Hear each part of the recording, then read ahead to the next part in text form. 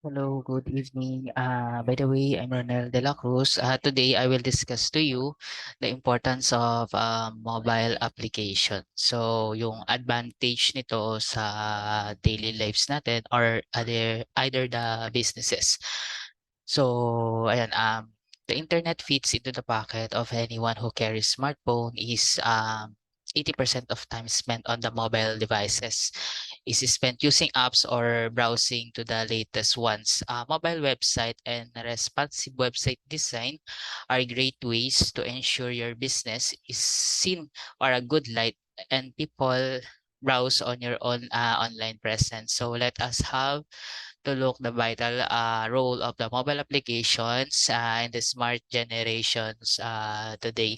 So, ayun, 80% daw ng mga mobile applications is ginagamit natin nowadays. Siguro mas higher pa ngayon kasi all the people na ngayon is gumagamit ng mga applications is parang mas nakafocus sila doon. So, mobile applications is a program who designated to run on smartphones, sa ating mga smartphones, computers, and electronic devices. As we seen the pictures below, ayun, pwede natin siyang magamit yung mga applications through our phone, iPads or laptops or computer. Yan, diyan pwedeng magamit yung mga applications. So mobile applications platforms, the mobile apps are available through application distribution platforms Apple such as Apple or App Stores, yun, Google Play or Windows Phone or Store or BlackBerry App World. So makikita natin dito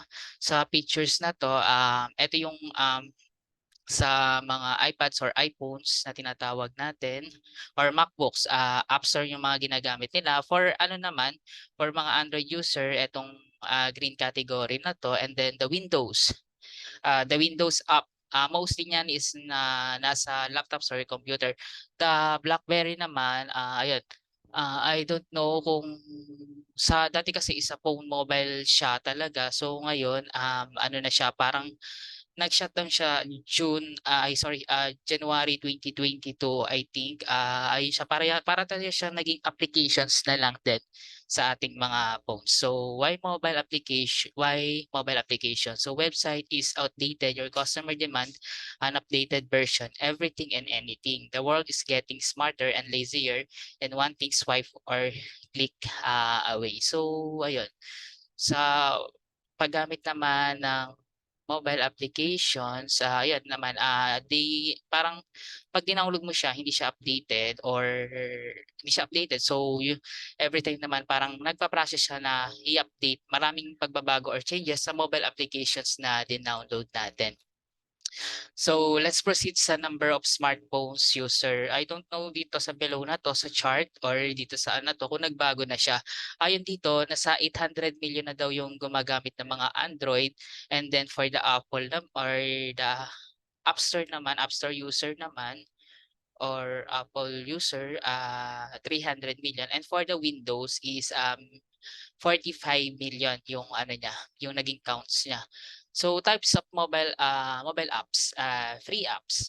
So yung free apps are available on App Store or free charge. You can use all the features or the free apps without paying off any amount. So yan, sa Android natin siya mostly talaga makikita. So kung may Android kang phone, sometimes we download any applications, we can pay anything. So, ayun yung kagandahan sa mga Android users. So, sa premium apps naman, premium apps are provided a pre-charge but some amount is charged to extra features. So, ayun, may mga applications talaga na may naka-freemium siya. So, sa paid apps are only where you actually pay for the app through virtual currency. I think etong premium app saka yung paid app, minsan makikita natin siya sa mga iPhone or iPad users, yun, yung mga ang gumagamit dun kasi kadalasan yun yung may mga bayad talaga na applications kaya hindi free or hindi siya free na nakukuha unlike doon sa may mga Android users. So importance of apps for business, increase exposure across the smartphone users, enhance the brand visibility, builds a relationship and loyalty, creating a strong sell-through. So ayun, yung naging importance niya for the businesses, parang na-exposure siya. Yung ano, yung mga every businesses nag-enhance yung mga brand visibility, nag-build siya ng relationship and loyalty, create a strong sell-through. Parang ano, madali siyang mag-generate ng mga posting, gano'n. Gano'n yung naging importance niya sa business. Malaking tulong yung mga apps through businesses like sabihin na natin yung Waze. Ayan, yung Waze malaking naging tulong niyan, and sa mga riders, 'yan. Yung mga gano'n yung mga naging advantage niya for the businesses. And then sa mga selling, through cellphone makaka-orders ka na through Shopee, 'yan.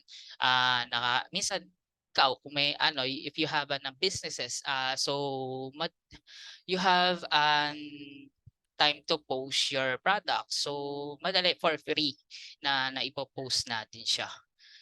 So, ayan, how to select an app development company. So, more application have unlocked new opportunities for companies to innovate the digital age.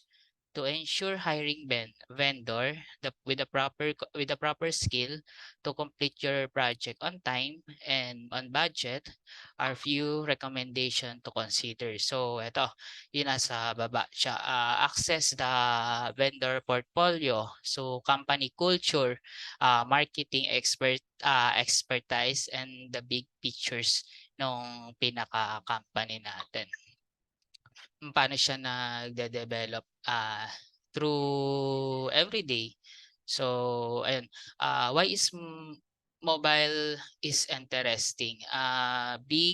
Yung big is 5.2 and BN mobile subscription versus 4.2 BN people with toothbrush. So yun, on hand for 91% of the populations, the device is only arm's length away from 24/7. Users look into the mobile devices 150 times a day on average. So individual 60% of married people will not share devices with their spouse. So ayun, hindi naman talaga ano, pwedeng i-share lalo kung may mga iniingatan tayong mga like password, yon hindi natin siya pwedeng i-share basta-basta. So gadgets and convergence. And then ito yung ano Jacobs Media and Arbiton study of smartphone user finds they're spending less time with. So digital cameras, GPS unit, laptop and desktop computer, video game systems, cam recorders, iPads, and car radios. So sa Battle of Convergence, makikita natin dito sa pictures na to kung paano siya ginagamit or ilang percent siya tumatakbo sa atin. So yung sa banking natin, credit card ngayon kasi is pwede ka na makapag-check through mobile phone or mobile apps na may mga banking or credits doon. Mache-check natin siya kung paano siya ginagamit. So yun, computers 40%, internet 50%, telecoms 80%, advertising, music. So sa gaming is 25%, broadcast, print, and then the camera or mapping, 90%. So sa camera kasi is mostly yan yung nowadays yung ginagamit natin. And for the mapping naman, yan yung mga Waze or Google Apps yan. Nagagamit natin yan. So and then yung watch. So ayun, what is a mobile software engineering or MSWE? So is the adaptive process of creating software products that is intended to be used by people they are mobile. By this the process that take into account specific characteristic mobile usage to deliver the required quality. So quality is defined as meeting, exceeding customer uh, ex- expectations. So yan, nagde-define siya sa expectations ng mga customers which influence are used to acceptance in the market. So ayun, why is MSWE or yung tinatawag nating mobile software engineering? So ayun, ang mobile software engineering process, ayun, kung makikita natin dito sa pictures na to, yun nasa screen natin. Medyo malabo lang siya. So ayun, no background, breaking new model, but practical and adaptive. Adapt is process heaviness to the project size. So yun daw yung pag-process ng mobile software engineering. And then SW engineering technique, reuse, reorder, adapted, influenced by ideas of Agile Scrum. So core ideas, not based on the sequential stage only, but interactive, incremental, first things first, right? Interactive, early analysis with exit points, emphasis on prototyping and testing. Ganun siya dinidevelop ng mga engineer yung mobile applications. So ayun, ah yung lesson na 'to pinakita lang niya kung yung mga users ng mga applications. So kung paano siya it will help us on our daily basis. So I think may some have changes on this. So ayan, iyan lang yung laman nung itatackle nitong chapter 2, yung importance of mobile application. So, yun. Thank you for listening po and salamat.